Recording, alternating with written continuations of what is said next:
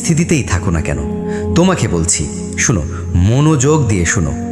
এই কথাগুলো বাস্তব চিত্র থেকে বলছি। তোমাকে পরিবর্তন হতেই হবে, কেননা মানুষ মরে গেলে পচে যায়, কিন্তু বেঁচে থাকলে বদলায়। এটা তো জানো নিশ্চয়।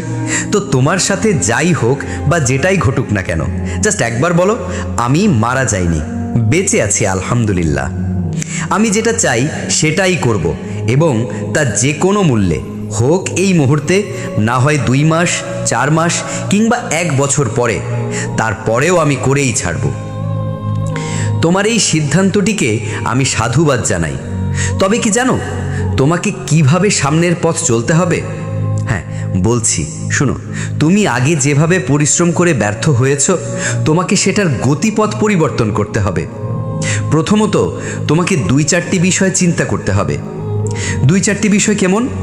এই যেমন ধরো, প্রথমে চিন্তা করতে হবে তুমি যে লক্ষ্য বাস্তবায়ন করতে চাও, তা করতে কোন কোন বিষয় তোমাকে বাধা দিচ্ছে, কোন কোন চিন্তা তোমাকে টেবিল থেকে দূরে রাখছে।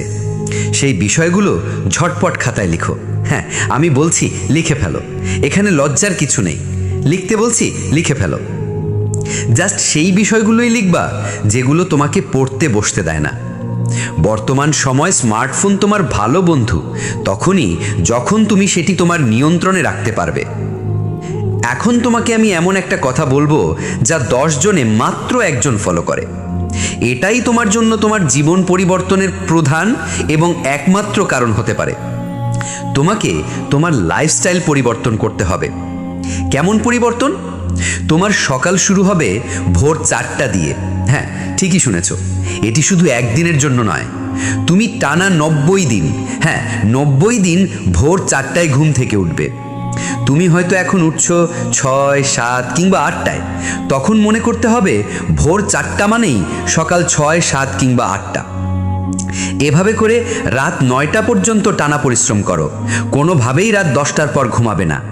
বিষে যেমন যন্ত্রণা, তুমি চিন্তা করবে এটা বিষের মতোই ব্যাপার। এভাবে নিজের মস্তিষ্কের সাথে বোঝাপড়া করো, তাকে বোঝাও। 1 দিন 2 দিন করে করে আস্তে আস্তে নিজেকে নতুন কিছু উপহার দাও। দেখবে সফলতা পাওয়ার আগেই মনে হবে এটাই তোমার সফলতা। এভাবে করে ভোর 4টা থেকে রাত 9টা পর্যন্ত তুমি তোমার কর্মপরিকল্পনা সাজাও।